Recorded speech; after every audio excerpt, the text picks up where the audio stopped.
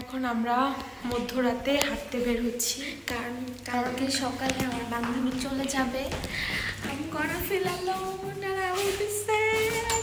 ওকে নিয়ে এখন জঙ্গলে যেতেছি রাত 12টার দিকে।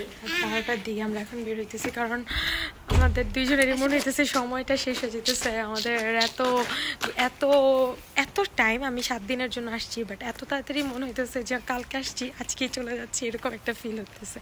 খুবই খুবই খুবই খুবই মিস করব। তো আমাদের এই ট্রিপটাকে আরও মেমোরেবল বানানোর জন্য আমরা দুজন এখন নীরবে নিরিবিলি রাস্তাঘাটে হাঁটতে যাচ্ছি। নীরবে গোপনে সংগোপনে অভিসরে যাচ্ছি।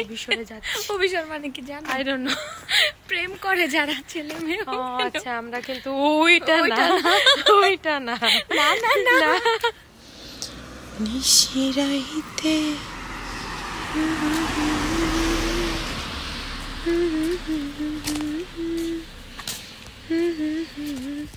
তো এটা হচ্ছে পরের দিন সকালের ক্লিপ।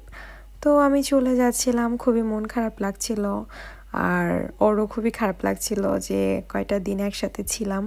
আমরা অনেক অনেক অনেক মজা করেছি। পুরো মনে হয়েছে যে আমরা আমাদের স্কুল কলেজের লাইফটা এনজয় করেছি।